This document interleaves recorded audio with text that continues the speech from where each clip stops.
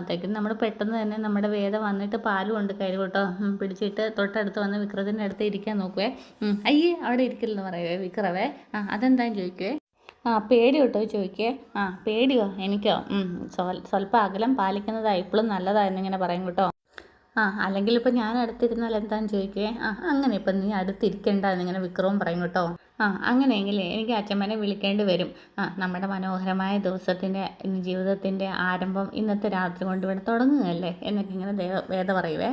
എന്നിട്ട് നമ്മുടെ വിക്രം അയ്യേടാന്നൊക്കെ പറയുന്നുണ്ടേ. എന്നിട്ട് പിന്നെ നമ്മുടെ വേദ പറയുകയാണെ മനോഹരമായ ജീവിതം തുടങ്ങുന്നതിൻ്റെ ആദ്യ ദിവസം ആയതുകൊണ്ട് തന്നെ ദൈവത്തിനെ പ്രാർത്ഥിച്ച് വേണമെങ്കിൽ ഈ കാലിലൊക്കെ ഒന്ന് തൊട്ട് തൊഴുത് ജീവിതം തുടങ്ങുന്നത് നല്ലതാണെന്നൊക്കെ പറയും കേട്ടോ. അനുഗ്രഹം മേടിക്കണമെങ്കിൽ അങ്ങനെ ആവാന്ന് പറയേ. എന്ത്, ഞാൻ നിൻ്റെ കാലിൽ തൊടാനോ?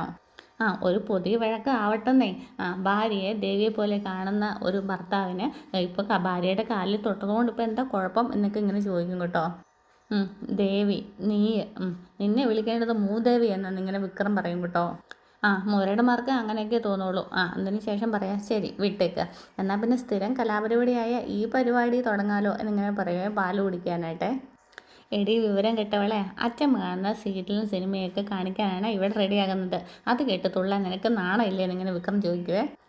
അങ്ങനെയാണോ? എന്നാൽ നമുക്ക് അച്ഛമ്മയോട് തന്നെ ചോദിക്കാം. അച്ഛമ്മേ എന്നിങ്ങനെ വിളിക്കും കേട്ടോ. അപ്പോൾ വിക്രം പെട്ടെന്ന് ചാടി എണീക്ക്. എടി നിനക്കിപ്പോൾ എന്താ വേണ്ടതെന്ന് ചോദിക്കേ. നമ്മുടെ വേദ പറയേ.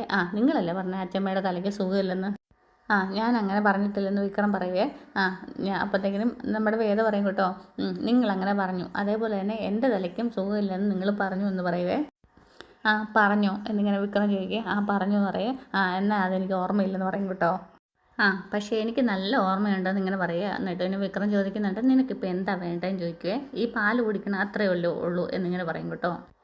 ഇങ്ങതാന്ന് പറഞ്ഞിട്ട് പാല് മേടിക്കാനായിട്ട് ഒരുങ്ങുവേ. അപ്പോഴത്തേക്ക് നമ്മുടെ വേദ അയ്യടാ നിങ്ങൾ കുടിച്ചതിൻ്റെ ബാക്കി ഞാൻ കുടിക്കണം അല്ലേ. ഞാൻ കുടിച്ചിട്ട് നിങ്ങൾ ബാക്കി കുടിച്ചാൽ മതി എന്ന് പറയുവേ.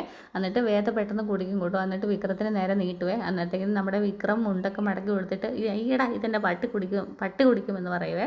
അയ്യടാ വൈകിട്ട് പറമ്പിലൊരെണ്ണം നിൽക്കുന്ന കണ്ടിട്ടുണ്ടായിരുന്നു. ഇവിടെ മാറ്റി വെച്ചേക്ക്, നാളെ രാവിലെ എണീക്കുമ്പോൾ കൊടുക്കാം എന്നിങ്ങനെ പറയും കേട്ടോ.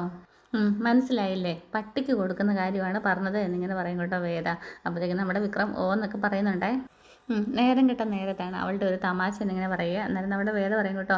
നമ്മുടെ തമാശകളൊക്കെ ഇപ്പോൾ ആരംഭിക്കാൻ പോകുന്നതല്ലേ ഉള്ളൂ എന്നിങ്ങനെ പറയും കേട്ടോ. അപ്പോൾ നമ്മുടെ വിക്രം ചോദിക്കും എന്ന് വെച്ചാൽ അങ്ങനെ പറഞ്ഞ് നമ്മുടെ വേദ ചിരിക്കുന്നൊക്കെ കണ്ടു കേട്ടോ. എന്നിട്ട് അപ്പുറത്തോട്ട് പോയിട്ട് ഇപ്പുറത്തോട്ട് വന്നിട്ട് നമ്മുടെ വിക്രത്തിൻ്റെ അടുത്ത് വന്നിട്ട് ചോദിക്കുക. എന്താടോ പേടിച്ച് പോയോ എന്നിങ്ങനെ ചോദിക്കുവേ. വേതാളം, ഞാൻ എങ്ങനെയുള്ളവനാണെന്ന് നിനക്കറിയാം, പിന്നെ എന്തിനാ ഈ വേഷം കെട്ടിനൊക്കെ നിൽക്കുന്നതെന്ന് ചോദിക്കുവേ. അപ്പോഴത്തേക്കും വേദ പറയേ ഇതൊക്കെ ഞാൻ ചെയ്യുന്നതാണോ? നിങ്ങളുടെ